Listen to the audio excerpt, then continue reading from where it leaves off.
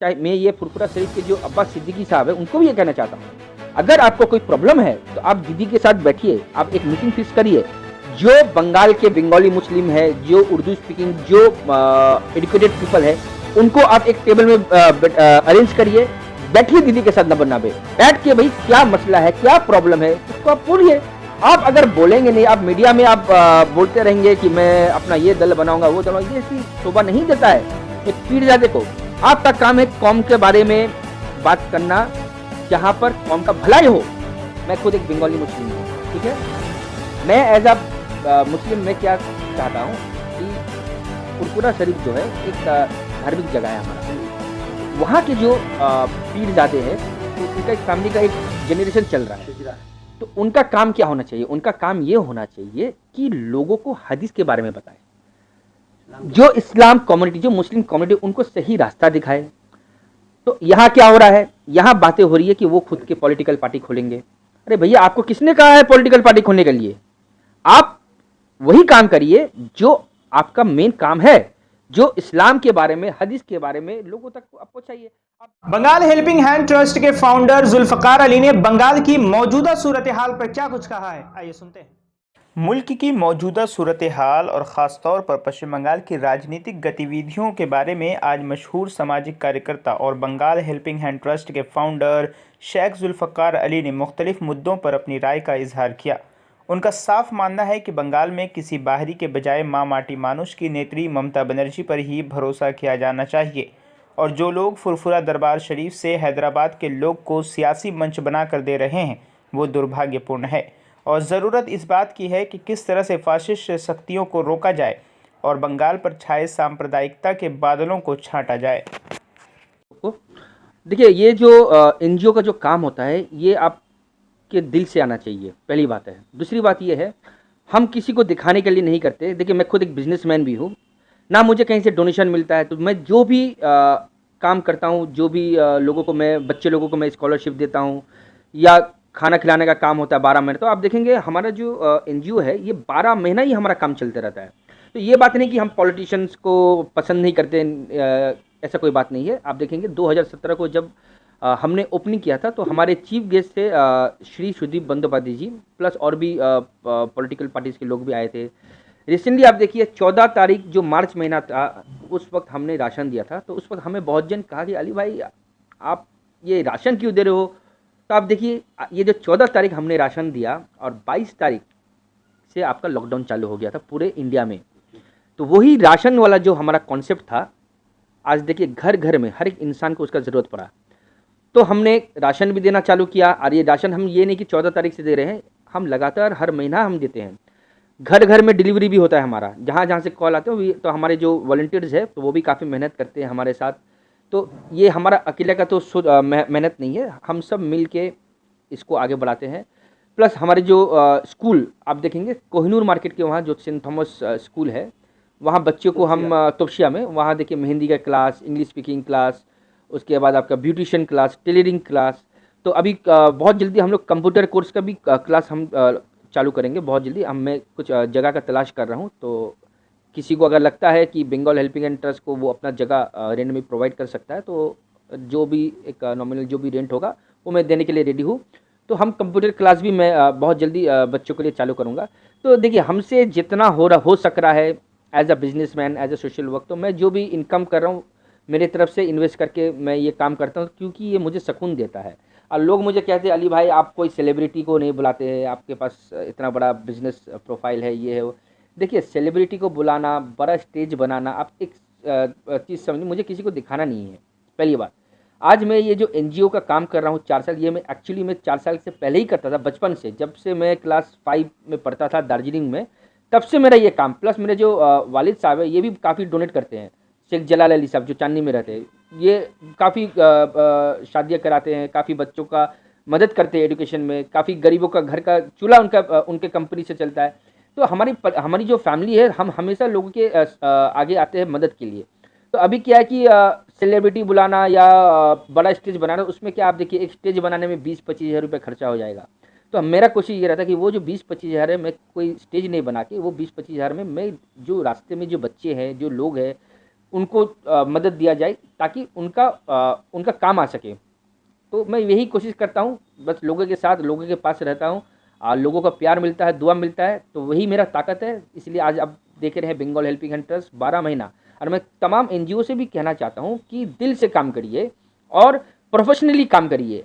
आप लोगों में मैं नोट करता हूँ, बहुत सारे चैनल्स में फॉलो करता हूँ कि क्या होता है कि देखिए, किसी किसी को डोनेशंस मिलता है, किसी किसी को नहीं मिलता है, तो आप रुक जाते हो।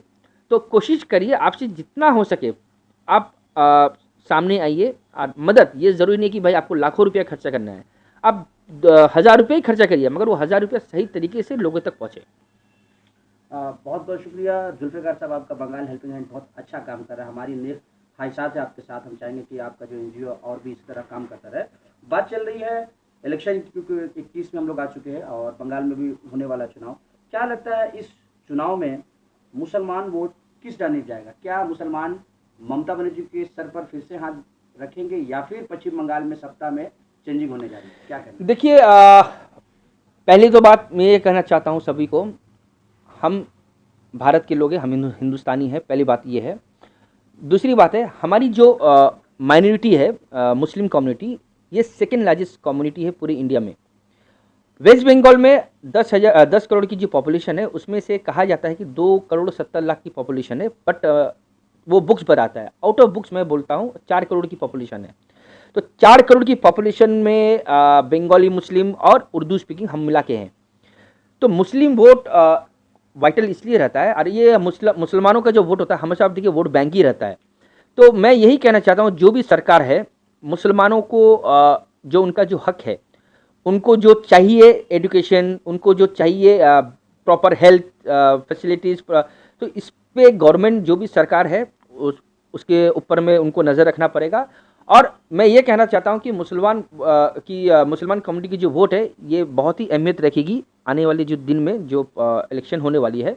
बिकॉज आप देखेंगे, मुस्लिम वोट ही एक ऐसा वोट है जो सरकार बनाती है और जो सरकार गिराती भी है। ये एग्जाम्पल आपने जो 34 साल पहले जो सरकार हमारे बंगाल में थे, तो इसको गिराने में भी मुस्लिम वोट ही का काम है। बिकॉज 125 सीट है, वोटर है, तो 125 में आप देखिए 2011 को श्रीमती ममता बनर्जी को 90 सीट मिला था मुस्लिम वोटर का। तो आप सोचिए, आपको 294 सीट में से अगर आप 148 सीट लाते हैं, means you are a winner. तो अगर आपको एक मुस्लिम कम्युनिटी की तरफ से अगर आपको 80-90 सीट या 100 सीट भी अगर आ जाता है, तो आप सोच लीजिए बाकी कम्युनिटी का भी आपको जो है, क्रिश्चियन वोट है, बाकी जो बंगाली वोट है, आराम से आपका बाकी का सीट आ जाएगा।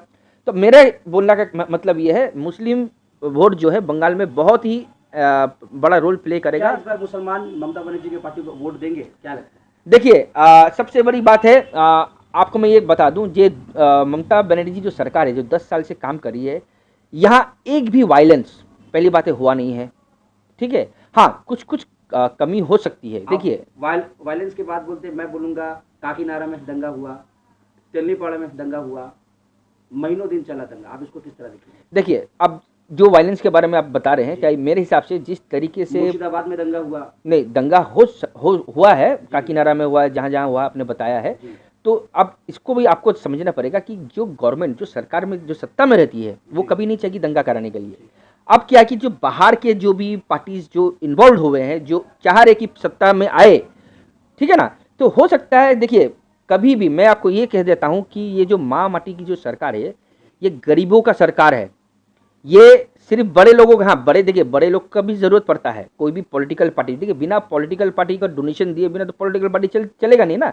तो जो मेन ये जो सरकार जब ये उतरी थी, ये माँ माटी मानुष, मतलब हर इंसान के लिए है, हर गरीब के लिए है। अब ये जो वायलेंस वाला जो बात आप देखेंगे कि जब से ये पॉलिटिकल माहौल चालू हो गया बंगाल में, दूसरे पॉलिटिकल पार्टीज लोग एंटर करने जो चाह रहे हैं, तब से अब देखिए वायलेंस वाला दौर चालू हुआ है। फिर भी मैं शुक्रिया अदा करना चाहता हूं हमारे माननीय मुख्यमंत्री श्रीमती ममता बनर्जी को, जो उन्होंने वायलेंस बढ़ने नहीं दिया। प्लस हमारे जो कम्युनिटी के लोग हैं, आज उनके सब्र की वजह से आज वायलेंस आगे नहीं बढ़ा। नहीं तो आप सोचिए, 4 करोड़ अगर हम है तो कम नहीं है बंगाल में, ठीक है ना। तो हम लोग सब्र कर रहे हैं और इंशाल्लाह आने वाला दिन में मैं यही कहना चाहता हूं कि जो भी सरकार कोशिश कर रही है बंगाल में आने की, या जो प्रेजेंट सरकार है, बस एक ही चीज़ मैं कहना चाहता हूं कि आप अपना जो कीमती वोट है वो आप ऐसी सरकार को दें जो आपके साथ जुड़े हैं। मतलब आपका ये मानना है कि जहाँ भी ये हंगामा हुआ है इसके पीछे वो लोग का हाथ है जो पश्चिम बंगाल में सत्ता में आना चाहते हैं? जरूर। अब देखिए, आज MIM पार्टी जो है अचानक आई है, ठीक है, उन्होंने मीटिंग फिक्स किया जो फुरफुरा शरीफ के जो अब्बास सिद्दीकी है। अब मुझे अब ये बताइए, मैं खुद एक बंगाली मुस्लिम हूँ, ठीक है, मैं एज अ मुस्लिम मैं क्या चाहता हूँ कि फुरफुरा शरीफ जो है एक धार्मिक जगह है हमारा, जी तो वहाँ के जो पीरजादे हैं, तो उनका एक फैमिली का एक जेनरेशन चल रहा है, शजरा तो उनका काम क्या होना चाहिए? उनका काम ये होना चाहिए कि लोगों को हदीस के बारे में बताए, जो इस्लाम कम्युनिटी, जो मुस्लिम कम्युनिटी, उनको सही रास्ता दिखाए। तो यहाँ क्या हो रहा है, यहाँ बातें हो रही है कि वो खुद के पॉलिटिकल पार्टी खोलेंगे। अरे भैया, आपको किसने कहा है पॉलिटिकल पार्टी खोलने के लिए? आप वही काम करिए जो आपका मेन काम है, जो इस्लाम के बारे में, हदीस के बारे में लोगों तक आप पहुँचाइए। अब अगर हमारे इमाम और मौलवी जो है वो अगर आप पॉलिटिक्स में आने चालू हो जाएगा, आप सोचिए फिर हदीस के बारे में कौन बात करेगा? तो मेरा यही कहने का मतलब है कि ये सब जो डिसीजन पता नहीं किस कारण से ले रहे हैं, क्या वजह है। फुरफुरा शरीफ से अगर ये ऐलान होगा कि मुसलमानों को मीम पार्टी को वोट देना होगा तो आपका क्या स्टैंड होगा, ये बताइए। देखिए, पहली बात है, फुरफुरा शरीफ जो है वो एक 24 परगना हुगली में पड़ता है। वो जी हुगली जिला में। वहाँ का पॉपुलेशन है 6700 पॉपुलेशन है। कितना है? 6700 पॉपुलेशन है, ठीक है। तो अब हमको ये बताइए कि जो बंगाली मुस्लिम जो है, हम लोग हावड़ा में भी है, जो हमारा गांव जैसे हावड़ा पड़ता है, ठीक है, मुर्शिदाबाद भी है, मालदा कलकत्ता शहर में भी है, मालदा में भी है, मुर्शिदाबाद में भी है, ठीक है। अब देखिए, मुर्शिदाबाद ज़्यादा जो एरिया है, आप देखिए सब बीड़ी वाले हैं, ठीक है ना, बेड़ी जगह का। ठीक है। तो कोई अनपढ़ गवार है नहीं, सब पढ़े लिखे इंसान है। जी। तो मेरा कहने का मतलब क्या है कि लोगों को आप समझना पड़ेगा कि आज जो बंगाल की जो स्थिति है, अगर कोई गलत डिसीजन हम मुस्लिम माइनॉरिटी अगर लेते हैं तो आने वाला दिन में आपको क्या फेस करना होगा वो आपको पता ही है। आज आप देखिए, यूपी का आप बात करिए, यूपी में भी काफ़ी अच्छी पॉपुलेशन थी मुसलमानों की। आज क्या हो रहा है, जो सरकार यूपी में आई है, काम क्या हुआ है? नाम चेंज हुआ है अलग अलग स्टेट का, यही काम हुआ है। दूसरा काम क्या हुआ है? दूसरा काम ये हुआ है कि लिंचिंग के मामले बढ़ गए, रेप केसेस बढ़ गए। अभी आप देखिए, रिसेंटली आज मंदिर में एक पुजारी ने 52 साल की औरत का रेप कर दिया, ठीक है। आज अगर ये कोई अगर मुसलमान की तरफ से होता तो आज आप सोचिए क्या हाल होता मुसलमानों का। तो हर जगह मुसलमानों को जो विक्टिमाइज किया जा रहा है, आप मुसलमानों को ये समझना बहुत ज़रूरी है कि एक ऐसा अब दौर आ रहा है जिसके चलते अगर आपने कोई भी एक गलत डिसीजन अगर आप लेंगे तो इससे क्या होगा कि आपके जो आने वाला जो कल है ये आपके लिए अच्छा नहीं चलेगा। फुरफुरा के जो पीरजादा है, अगर वो पार्टी बनाते हैं और इलेक्शन में आते हैं तो बंगाली मुसलमान क्या लगता है उनके साथ जाएंगे या आप दीदी के साथ रहेंगे, ये बताएं। देखिए, पहली बात है, जो बंगाली मुस्लिम जो पॉपुलेशन है, तो ये फुरफुरा शरीफ जो है, तो हम एक जगह को लेके बंगाली मुस्लिम तो हम सोचते नहीं। का देखिए, बंगाली मुस्लिम की जो पॉपुलेशन है, मैं आपको आज बता रहा हूँ, ये लगभग आपका 3 करोड़ का पॉपुलेशन है, ठीक है। और उर्दू स्पीकिंग जो हमारी है, ठीक है, वो है लगभग आपका 40 से 50 लाख का है। तो अब ये देखिए, अभी ये कहा जा रहा है कि जो उर्दू स्पीकिंग जो है, जो यूपी से बिहार से जो है, उनका इंटरेस्ट जा रहा है MIM पार्टी में, ठीक है। अब ये भी कहा जा रहा है कि भाई जो बंगाली मुस्लिम है उनका इंटरेस्ट जा रहा है बंगाली मुस्लिम में। अब मुझे ये बताइए, तो हम लोग तो भैया अनपढ़ गवार तो इंसान है नहीं, ठीक है। आज मैं इस इंटरव्यू के माध्यम से ये कहना चाहता हूँ कि आप पहले ये देखिए दीदी का जो बैकग्राउंड है, ठीक है।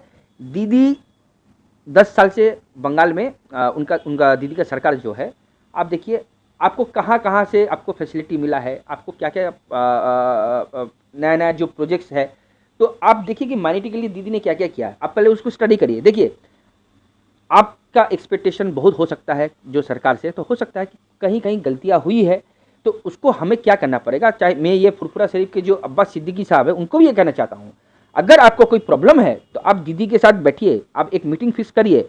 जो बंगाल के बंगाली मुस्लिम है, जो उर्दू स्पीकिंग, जो एजुकेटेड पीपल है, उनको आप एक टेबल में अरेंज करिए, बैठिए दीदी के साथ नब्बे बैठ के भाई क्या मसला है, क्या प्रॉब्लम है, उसको आप बोलिए। आप अगर बोलेंगे नहीं, आप मीडिया में आप बोलते रहेंगे कि मैं अपना ये दल बनाऊंगा वो दल, ये चीज शोभा नहीं देता है एक पीरजादे को। आपका काम है कौम के बारे में बात करना, जहां पर कौम का भलाई हो। हदीस के बारे में बात करिए आप, ठीक है, राजनीतिक पार्टी के बारे में बात मत करिए। और पीरजादा अब्बास सिद्दीकी के इलेक्शन में उतरने से मुस्लिम वोट बटेगा, टीएमसी को नुकसान होगा और बीजेपी को देखिए आज आपको मैं बता देता हूं, मैंने आपको कहा है Muslim vote is always a saviour for all the political party. ये 4 करोड़ जो वोट है मीन्स 125 सीट, ठीक है। 125 सीट में लास्ट जो ममता बनर्जी जी की जो गवर्नमेंट आई थी 90 सीट मिला था। आपको जीतने के लिए कितना लगेगा? 148 सीट लगेगा। अगर 125 सीट में मैं कहता हूं अगर 100 सीट भी आ जाता है तो बाकी क्रिश्चियन है वोट है, सिख वोट है, ये सब लेके प्लस बंगाली जो एजुकेटेड है वो है, तो आराम से सरकार आएगी। ये आपको मैं क्लियर बताता हूं। देखिए अब क्या है, जो सेंट्रल गवर्नमेंट की जो सरकार है वो भी कोशिश कर रही है आने के लिए, तो मैं ये नहीं कहूंगा कि वो कोशिश नहीं करे। हर किसी का राइट है गवर्नमेंट फॉर्म करने का। अब क्या है कि आपको पहचानना है, आपको समझना है कि मुसलमानों के लिए कौन सा पार्टी अच्छा होगा, कौन सा पार्टी सपोर्टिव होगा और कौन सा पार्टी जमीन के साथ जुड़े होंगे। उसी पार्टी के साथ आपको एक साथ खड़ा होके आपको आगे बढ़ना पड़ेगा। जुल्फिकार साहब, देखिए जनाब मैं आपको बताऊं, ये जो क्वेश्चन है मुझे बहुत जनू, बिकॉज देखिए मैं एक बिजनेसमैन हूं, मैं सिंधी, मारवाड़ी, गुजराती हर कम्युनिटी के बिजनेसमैन के साथ में भी बैठता हूं, जिम करता हूं। तो वो कहते हैं कि भाई अली भाई मुस्लिमों के अंदर इतना हम लोग ने देखा है कि खर्चे बहुत करते हैं, प्लस मुस्लिमों कंट्री में जब हम लोग जाते हैं तो वहाँ का एक माहौल ही अलग है, इंडिया में हमारा ऐसा क्यों है? तो मैंने कहा कि देखो भाई, तो मैंने कहा कि इंडिया में मैंने आप क्या बोलना चाह रहे हैं, इंडिया में ऐसा हाल क्यों है? आपने क्या देखा? बोले हम देखते कि बिजनेस जो बड़े स्केल के जो बिजनेसमैन है बहुत लिमिटेड रहते हैं, प्लस बहुत जन अनएडुकेटेड रहते हैं, तो लेबर क्लास के काम करते हैं। तो मैंने कहा भाई सुनो, मैंने एक ही चीज़ कहा, आपको पता कि हमारी जो वक्फ जो प्रॉपर्टीज है वो कितनी एकड़ में फैली हुई है और कितनी की है? तो जब मैंने उनको कहा कि हमारे पास में आज वक्फ की जो प्रॉपर्टी है 18 बिलियन यूएस डॉलर की संपत्ति है। आज जो गवर्नर हाउस भी जो है वो भी तो हमारी वक्फ की प्रॉपर्टी है। आज आपके रॉयल क्लब जो है, गोल्फ क्लब, वो भी हमारी प्रॉपर्टी है। टॉलीगंज क्लब भी हमारी प्रॉपर्टी है, 350 bigha property. Royal club, race course, ये सब हमारी मुस्लिम वक्फ की प्रॉपर्टी है। प्रॉब्लम कहाँ है? प्रॉब्लम ये है कि जो हमारे एडुकेटेड जो लोग जो वक्फ प्रॉपर्टी को आज जहां पर वे बैठे हुए हैं, चाहे वो सेंट्रल में हो चाहे वो स्टेट में हो, तो आप देखेंगे हर कोई जो पोजीशन में आता है, जिसमें आता है, उनका एक ही मकसद क्या रहता है कि हमको पावर में आना है और हमको जितना जल्दी हो हमको अपना फ्यूचर को बनाना है। आप देखिए, आप ही का जैसा एक छोटा सा बोरा मुस्लिम कम्युनिटी है, 5 लाख की आबादी है। आज कोई भी बोरा मुस्लिम कम्युनिटी में आपको कोई भिखारी रास्ता नजर नहीं आएगा। आपने देखा कभी? आप नहीं देखेंगे। सिख कम्युनिटी देखिए, एक मिसाल है, आज जो फार्म लॉ के लिए जो लड़ाई हो रहा है, आपका पॉपुलेशन है 18 to 20% ऑल ओवर इंडिया, ठीक है, which is near to 20 crore. आज सिख कम्युनिटी का पॉपुलेशन कितना है? 5 से 5.5 करोड़, ठीक है। तो आज सिख कम्युनिटी ने तो दिखा दिया कि भाई यूनिटी किसको बोलता है। पहले मुसलमानों को एक चीज समझना बहुत जरूरी है, यूनिटी फर्स्ट। सेकेंड थिंग, पैसे हम कहां से लाएंगे? आप अगर फॉरेन का पैसा दुबई से कोई रिलेटिव से मंगाएंगे, आज का डेट में आपको सीधा बात है, आपको FCRA नहीं दिया जाएगा। आपका प्रॉब्लम क्या है? आप जब एनजीओ करते हैं, आपका दिमाग में यही चलता है कि हमको पैसा कहां से मिलेगा, डोनेशन कहां से आएगा, फॉरेन करेंसी कहां से आएगा। तो आज आप समझ लीजिए मेरे मुसलमान भाई बहन सभी को मैं कहना चाहता हूं, आज जो वक्त है, अगर नहीं आप सही ट्रैक में चलेंगे, आने वाला दिन में आपको बहुत मुसीबतों का सामना करना पड़ेगा। मैं ये आपको आज बता दूं, जो ज़कात का पैसा है, ठीक है, वो जो ज़कात का पैसा, आप एक बॉडी बनाइए। मैं हमेशा कह रहा हूं, आप एक बॉडी बनाइए, हमारी बहनों को सामने लाइए, जो एडुकेटेड है उन्हें सामने लाइए, उनको देके एक बॉडी। आपको तो कोई मना नहीं किया ना कि एक बॉडी बना सकते हैं। आज आप देखिए सुन्नी मुस्लिम जो लॉ बोर्ड है वो भी तो एक प्राइवेट बॉडी है, ठीक है ना। तो अगर आपको लग रहा है कि सुन्नी मुस्लिम लॉ बोर्ड कुछ नहीं कर रहा है, तो देखिए हर आदमी को खरीदा जा चुका है। अगर ये कौम जिस दिन यूनिटी में आ गया ना, आप देखना ये कौम आने वाले दिन में पूरे इंडिया क्यों पूरे दुनिया में राज करेगा। तो ये कौम को जागना है और अपने बगल वाले जो भाई है या बहन है, अगर कोई तकलीफ में है, उसका मदद करने सीखिए। हम लोगों को कौम जो हदीस हम लोगों को जो बोलता है, जो देखिए नमाज पढ़ने से सिर्फ नहीं होगा या हाजी बनने से नहीं होगा, ठीक है। आप हाजी बन गए, घर में बैठे, भाई आपको दुनिया से मतलब नहीं। अगर आपके पास कोई गुण है, अगर आपके पास कोई सपोर्ट सिस्टम, आप कोशिश करिए, आप दूसरों को सपोर्ट करिए। आप समझे मेरा बात? तो मैं यही कहना चाहता हूं हमारे मुस्लिम भाई बहनों को, आने वाले जो इलेक्शन है बहुत सोच समझ के, चाहे वो मेरे बंगला मुसलमान भाई बहन हो, चाहे वो मेरे उर्दू स्पीकिंग भाई बहन हो, हमारा ही वोट जो है वो जो करंट सरकार है उसे ला सकता है और गिरा भी सकता है। क्या आपको लगता है कि इस बार पश्चिम बंगाल में नई गवर्नमेंट आएगी या दीदी की ही हुकूमत आएगी? देखिए, एक समय में तो अशरफ भाई ऐसा लग रहा था, क्योंकि बहुत लोग दीदी की पार्टी छोड़ के जा रहे हैं। देखिए दीदी का पार्टी छोड़ के जा रहे हैं। अब इसका मसला क्या है तो मुझे खुद पता नहीं, हो सकता है कुछ ना कुछ कमजोरी तो 100% होगा पार्टी में, ठीक है। अब देखिए हर कोई चाहता है कि दीदी तक पहुंचे, दीदी तक नहीं पहुंच सकते हैं, हो सकता है उनका सेक्रेटरी है। तो मेरा कहने का यह मतलब है कि अगर किसी को प्रॉब्लम हो रहा है तो दल के अंदर में कुछ अगर गंदगी फैला हुआ है, बिकॉज अब देखिए एक जो मछली होता है, एक खराब मछली पूरे तालाब को गंदा करता है, ठीक है। तो वो जो मछली है उसको भी आपको पकड़ना बहुत जरूरी है, आप समझे बात। तो अभी क्या है कि ये जो प्रॉब्लम ये जो क्रिएट हो रहा है, तो इससे क्या हो रहा है कि पार्टी का छवि खराब हो रहा है। और पार्टी के जितने लोग हैं, तो पार्टी के लोग को मैं यही कहना चाहता हूं कि आप जो भी कदम उठाए सोच समझ उठाइए और पैसे के पीछे मत भागिए। पैसा आज आपके पास है, कल आपके पास नहीं रहेगा। आपका जो अच्छाई है, आपका जो नेकी है, जब आपका आंख बंद होगा तो आपको वही 5,000 रुपया लकड़ी में खर्चा होगा, चंदन का लकड़ी और घी, और मुसलमानों को 3x2 का कबर और चद्दर, मतलब टोटल खर्चा 2,500 रुपया। तो जो आप सोचे हैं कि आप कमा के आप आलिशान मकान बनाएंगे, उसका भी आपको नसीब नहीं होगा। अब देखिए बड़े से बड़े राजा आए, सबको जमीन में जाना पड़ा या आग में झुकना पड़ा। तो मेरा कहने का मतलब है भाई, देश के लिए सोचो, देश के लिए आगे बढ़ो, और देश को आगे मजबूती तक लेके आना हमारा काम है। हर चीज चीफ मिनिस्टर प्राइम मिनिस्टर नहीं करता, आपको करना है और आपको जागना है। और आपको हर किसी मुसलमानों भाई बहन को मैं कहता हूं, मैंने बहुत बार इंटरव्यू में कह चुका हूं, एक बोर्ड बनाइए। इस बोर्ड में सब पढ़े लिखे हमारी जो बहनें हैं उन्हें बैठाइए, बैठा के आप ज़कात का पैसा जो है, अगर मेरा बंगाल में 3 करोड़ की पॉपुलेशन है या 4 करोड़ की है, अगर उसका 10% लोग भी पैसा दे, आप देखिए आपके पास प्रॉपर मीडिया हाउस होगा। आज के डेट में पास मीडिया हाउस है। आज मैं शुक्रिया अदा करना चाहता हूं न्यूज टैग इंडिया, हालत बंगाल, आज इन्होंने जो इनिशिएटिव लिया, इनके वजह से बहुत सारा मैसेज लोगों तक पहुंच रहा है। पर आप हमको बताइए, कोई मेन स्ट्रीम मीडिया हमारे पास नहीं है, हमारे पास कोई प्रॉपर एजुकेशन के लिए यूनिवर्सिटी नहीं है, कॉलेज नहीं है। तो हमें पहला काम करना होगा, एक संस्था बनाइए। दूसरा काम करना होगा, हमें पैसा उस संस्थे में डोनेट करना पड़ेगा, ठीक है। मैं नहीं कहता हूं कि मैं बंगाल हेल्पिंग हैंड ट्रस्ट का फाउंडर हूं, आप मुझे दीजिए मैं करूंगा, नहीं। मेरा सोच है नेकी का सोच से आप आगे बढ़िए। आप देखिए हर काम भी मजबूत होगा, और आने वाला दिन में कोई भी इंसान मुसलमानों को बैकवर्ड नहीं कहेगा। इतना आप मेरे से लिखा लीजिए, इंडिया एक मिसाल बनेगा। और एक कहावत है ना, what Bengal thinks today, India thinks tomorrow. Let's start from Bengal and take this initiative ahead.